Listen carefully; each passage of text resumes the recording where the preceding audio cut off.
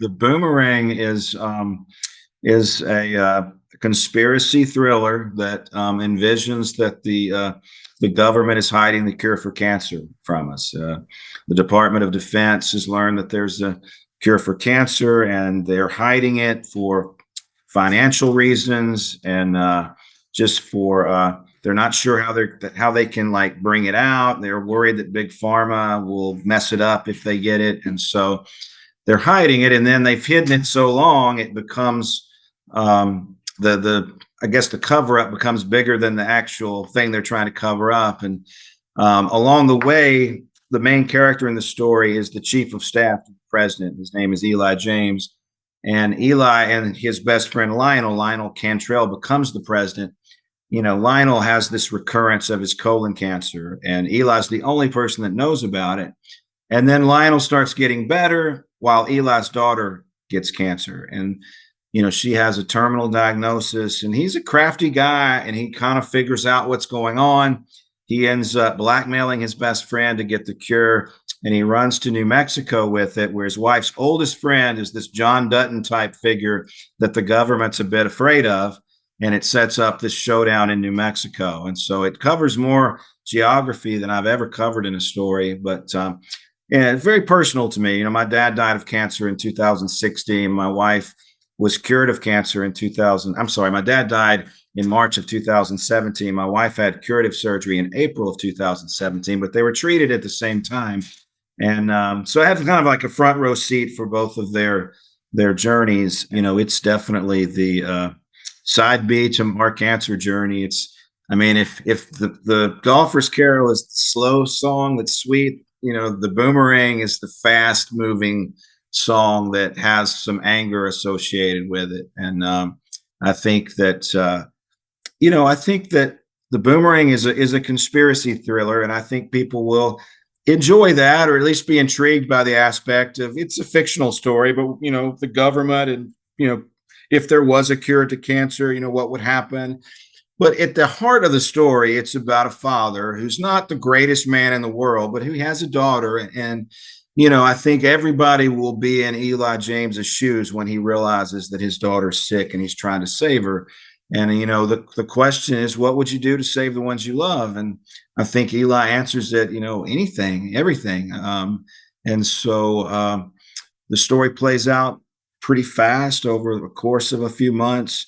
But I think the message is one of, family, and I hope that it will be entertaining. I think everybody, like in my story, the character of Nestor Sanchez is the classic bad guy that actually gets to be the good guy in my story. And he's who Eli sort of runs to for his protection. And, it sets up the showdown between the government that ought to be the good guy and Nestor, who is truly a bad guy, but is sort of the good guy in my story. And I think the dynamics of that will be fun for the reader. And, they've pitched it as Grisham meets Yellowstone, which, I hope it lives up to that billing. But I am a Yellowstone fan, and I think it has some elements to the modern Western along with legal thriller elements. I wrote an inspirational novel called The Golfer's Carol that was kind of part A of that journey, where I sort of mourned my father, because I really didn't have a chance to mourn him when my wife was so sick too.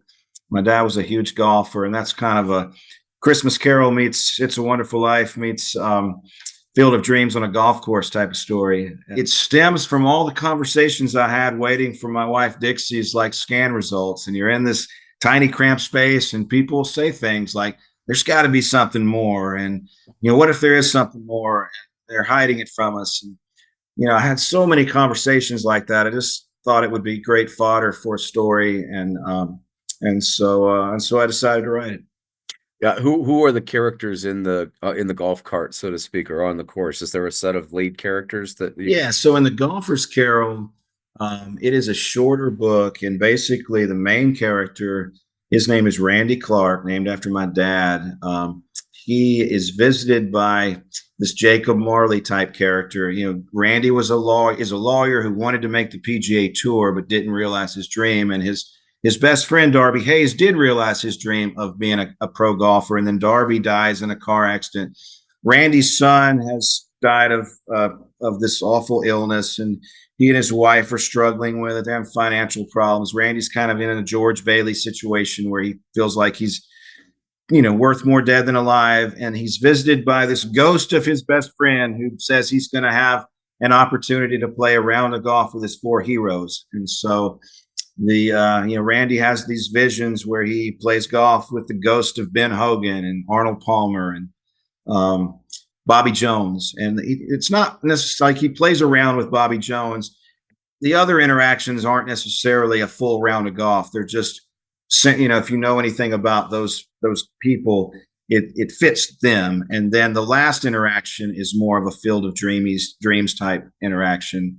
And he learns 4 lessons along the way: self-control, resilience, belief in self, and forgiveness. And so it was good. I wrote that story for myself, and I'm so happy when people come up to me and they say they're moved by it. When my dad died, my wife she weighed 90 pounds. She was so sick that I was worried about her. And so when he died, my mom took care of my dad. I have a brother. And so, and I was very close with my father. And so it seems like a blur now.